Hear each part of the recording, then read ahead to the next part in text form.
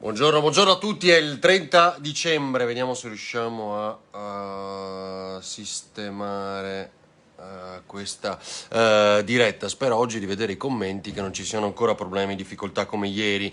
Dunque, ci sono molte cose, ciao Flavio, buongiorno, Ornella, bentrovati. Ci sono molte cose oggi sui quotidiani, già si è passati diciamo dal termine di obbligo o scenario possibile di obbligo invece a patentino, che è una cosa della quale abbiamo parlato più volte in questi mesi, anche qui discutendone come scenario possibile. Quindi non c'è più l'obbligo ma il patentino, ancora il Veneto record di contagi, il test rapido che arriva in farmacia, la figuraccia sui vaccini e la battaglia tra i paesi dell'Unione Europea. Chi fa il più furbo, ovviamente i tedeschi, adesso ne parliamo. Il presidente di Confindustria del Veneto che dice il vaccino allora che sia obbligatorio nelle nostre aziende se noi dobbiamo pagare per l'infortunio sul lavoro. Una bimba sospesa a scuola per aver abbracciato una sua amichetta, poi sapete il terremoto in Croazia, le 3 scosse a Verona e la morte di Pierre Cardin. Questi sono un po' i temi tra i tanti oggi sui quotidiani, e poi una storia sugli 80 euro, in realtà i 100 di Renzi diventati 100, per cui c'è un errore nella manovra di bilancio, ma tra poco ne parliamo. Allora, come detto, oggi non si discute più del possibile obbligo, ma di questo patentino. Ieri ha chiuso un po' la strada il ministro Speranza, dicendo ancora una volta non pensiamo all'obbligo nemmeno appunto per i medici e gli operatori sanitari. Sullo sfondo di tutto questo, insomma, una novità importante, l'ha detto ieri anche l'assessore Emanuela Lanzarin nella conferenza stampa, che Zaia non ha tenuto, perché è entrato e ai colleghi giornalisti ha detto c'è il terremoto ragazzi, devo andare per seguire tutto quello che accadeva, e quindi ha lasciato in conferenza stampa a Emanuela Lanzarin il Bottacin, che ha aggiornato sul fronte del terremoto, e il nuovo capo della sanità del Veneto Luciano Flor, che delle 1000 terapie intensive ha detto che ci sono, che i contagi non sono sempre che sono le cifre, le percentuali che dà il Veneto. Sul fronte nazionale è sceso all'8%, mi pare, la positività su tamponi, ed è quella che riscontra il Veneto da settimane, non è vero il 36%, insomma tutte quelle cose che abbiamo già detto e ribadito ancora una volta. Che anche le vittime ieri, una giornata orrenda, 191 al mattino nelle 24 ore, 180 nel totale delle 24 ore invece della giornata solo per il Veneto, riguardano invece dati, si dice così tecnicamente purtroppo, caricati in ritardo, e quello è appunto il motivo per cui i morti erano tanti. La figuraccia dei vaccini invece è una cosa che preoccupa molto di più. Ecco, il dato ulteriore che aggiungiamo è quello dei test rapidi in farmacia. Questo accordo finalmente è stato raggiunto, pare almeno intanto con le 50 farmacie, 50% di farmacie disponibili in Veneto soprattutto, al costo di 26 euro senza neanche la prescrizione del medico. Potrete andare dalla prossima settimana, c'è una farmacia, mi pare lo racconta il Gazzettino o la Tribuna oggi, una farmacia di Treviso che già li ha, e da oggi appunto si può fare il tampone, il test rapido in farmacia, 26 euro nei quali rientra il costo del personale che la farmacia deve trovarsi, dei ricambi, dei DP e via dicendo. Quindi da prossima settimana qualcuno lo farà già da oggi.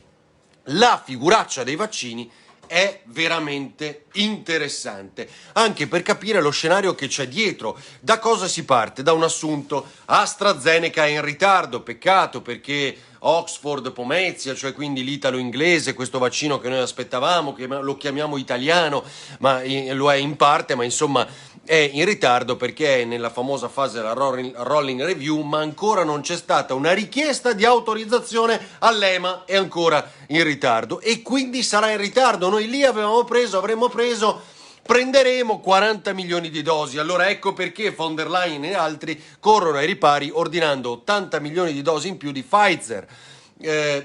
Facendo i conti, insomma, altro che i 202 milioni di dosi di cui aveva parlato il ministro Speranza. Rischiamo di restare fregati in 2 modi, anzi doppiamente. Adesso vi racconto perché.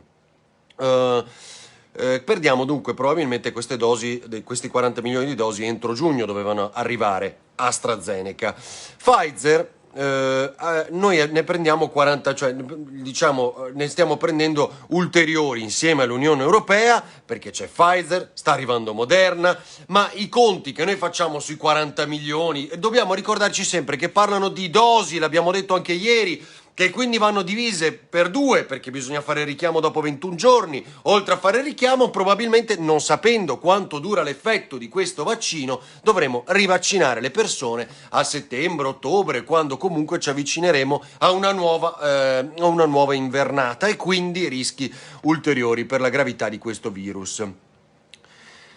Cosa c'è dietro a questo scontro? Perché oggi sono tutti arrabbiati, indignati, Sileri, non so quali altri medici intervengono.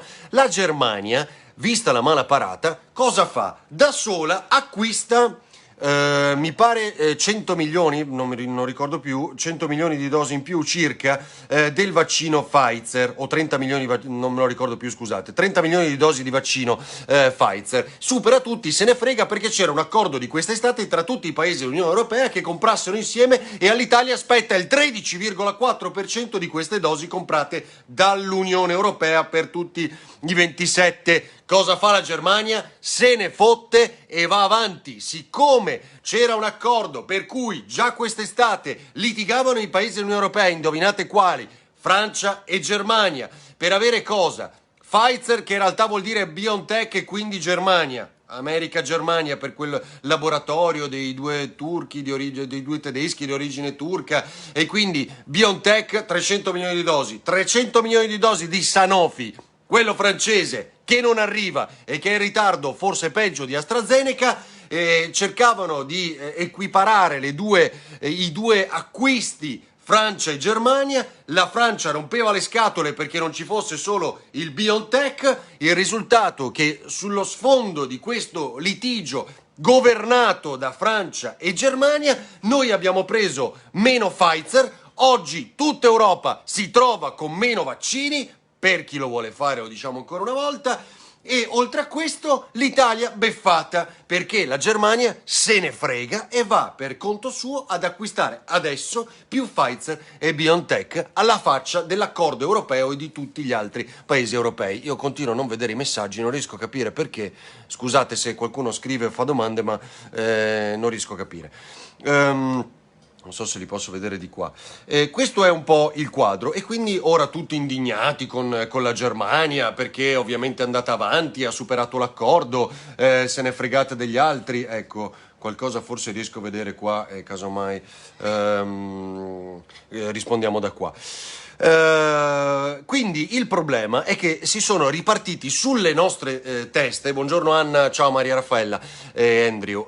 Si sono ripartiti, cioè sopra la nostra testa di fatto c'è una battaglia tra i paesi europei sulla nostra salute per mettere delle bandierine e non valutare invece un acquisto massiccio, rapido, veloce per farci uscire da questo incubo. E l'agonia continuerà perché già cominciamo a discutere dei colorini dopo il 7 gennaio.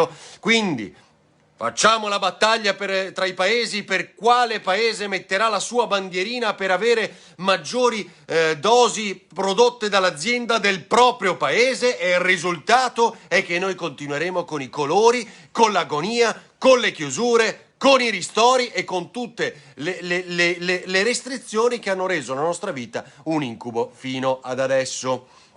Intanto Ungheria, Albania e Serbia se ne fottono e addirittura pare che ordinino lo Sputnik, ok? Magari lasciamo perdere gli altri. L'Ungheria, è Unione Europea, ordina lo Sputnik. Questo è lo scenario al quale ci stiamo avvicinando. È diventata una battaglia tra i paesi, tra chi arriva prima, tra chi frega il prossimo, anche in Unione Europea. Un paio di cose ancora molto rapide. Il presidente di Confindustria del Veneto, Enrico Carraro, dice che la vaccinazione allora deve essere obbligatoria nelle aziende e che bisogna dare, dopo l'attenzione massima per gli operatori sanitari, per gli anziani, per i medici, per le RSA e via dicendo, una priorità a quelle aziende che hanno rapporti con l'estero, quindi le esportazioni. Tutto ridicolo, hai ragione Margherita, purtroppo è questo. Ciao Denise da Crocetta del Montello. Aldo Salvalaggio, buongiorno, sempre sul pezzo. Beh, insomma, ci proviamo, scegliamo almeno in questa stramba rassegna stampa di raccontare un po' di fatti insieme e cercare di capirli. Mi dispiace per i commenti, li devo vedere sul PC. Cosa dice quindi? Vaccino obbligatorio. Ciao Nico, vaccino obbligatorio per quanto riguarda le imprese, lo dice il presidente di Confindustria del Veneto, e ha un senso dal suo punto di vista, se voi ci pensate, perché dice l'INAIL ancora ancora surrettiziamente fa pagare a noi il contagio in azienda, quindi l'infortunio sul lavoro, così viene valutato, se non sbaglio oggi lo racconterà sul sito ferdinandavarino.it Andrea Blau, se avete tempo e voglia di leggerlo. Allora questo vaccino, se poi il contagio è colpa nostra, compriamo i DP, garantiamo le distanze, garantiamo l'attenzione, la reazione, i protocolli, risulta un contagio in azienda che magari non dipende da noi, l'ha preso in casa e arriva in azienda e magari lo diffonde, io imprenditore ne rispondo. Allora se devo pensare alla salute dei miei dipendenti, il vaccino deve essere obbligatorio. Dal punto di vista dell'imprenditore ha un senso se voi ci pensate un po', senza adesso cominciare con gli insulti come con Claudia Livernini, la prima vaccinata d'Italia, sta ragazza che poi si deve beccare gli insulti. Se non volete fare il vaccino, non vogliamo fare il vaccino, non serve insultare chi lo vuole fare o chi lo fa. A me sembra una cosa molto logica, però evidentemente non lo è per tutti. Volete portare avanti le vostre idee per il sì o per il no senza insulti, è molto facile, non c'è l'obbligatorietà per fortuna e quindi nessuno deve fare la guerra con qualcun altro. Però gli risponde ovviamente la CGIL, a Enrico Carraro, presidente di Confindustria del Veneto, e dice: allora cosa facciamo? Noi siamo per i vaccini, siamo per l'attenzione, ovviamente siamo per la salute, e allora Dania non ha visto neanche un ristoro. Che parola è? Io non ho visto neanche l'ombra, dice Dania Patuzzo. La CGIL allora dice: ma che cosa facciamo dell'imprenditore che rifiuta il vaccino? Che cosa facciamo del ristoratore che rifiuta il vaccino? Anche lui deve avere un patentino, oppure anche lui, a differenza dei suoi dipendenti, non può avere differenza con i suoi dipendenti, quindi anche lui si deve sottoporre al vaccino definito obbligatorio all'interno di quell'azienda o delle aziende. Allora, oggi il costituzionalista, l'ho dimenticato prima, Mirabelli, un po' ripreso da diversi quotidiani, Fulvia, l'Unione Europea non esiste, e in effetti, cioè, pensavamo che finalmente avesse battuto un colpo. Come al solito Germania e Francia passano sopra le teste di tutti, la Germania frega il prossimo con questa metodologia. Il costituzionalista Mirabelli ha detto che a proposito del dibattito, l'obbligatorietà o meno, in realtà per rendere obbligatorio il vaccino basta solo un decreto legge, che ovviamente va convertito poi dal Parlamento, coinvolgendo il Parlamento entro 60 giorni, ma il risultato, l'abbiamo già detto all'inizio, non ci sarà l'obbligo. Il Gazzettino oggi, in un taglio basso in prima già, parla di la CGIL farsi gli affari suoi, dice Mattia, non aiuta i lavoratori, non fa gli interessi di nessuno se non se stesse, parla di patentino. Patentino, Mattia, ne parlano un po' tutti, a dire il vero, è diventato questa la chiave di lettura, l'avevano detto qui forse ormai mesi fa, quando Zaia lanciò questa idea: vedrete che non ci sarà un obbligo ma ci sarà una sorta di patentino, e così sta diventando. Diciamo, il Gazzettino oggi racconta invece un richiamo in prima la storia di questa bimba di 12 anni di una scuola di San Donà di Piave nel Veneziano, sospesa perché ha abbracciato un'amica. E poi in realtà la storia è forse un po' diversa, non la sappiamo molto bene. Questa bimba a volte si abbassava la mascherina, diceva: io voglio raccontarvi la mia verità sul vaccino, quindi magari sono cose che ha sentito a casa, non mi interessa. Quello che mi ha colpito di questa storia, vi devo dire, è che questa bambina all'uscita di scuola, 12 anni, abbraccia un'amica, la quale amica si mette a urlare o per paura chiaramente o perché ormai vivono in questo mondo di angoscia totale anche i nostri ragazzi, i nostri bambini, i più giovani. Questa è la cosa che mi fa più preoccupare di questa storia. Va bene, è orrendo, la bimba viene sospesa, ora si va per avvocati, tutto questo, ma quello che mi preoccupa è la reazione dell'altra bambina, cioè...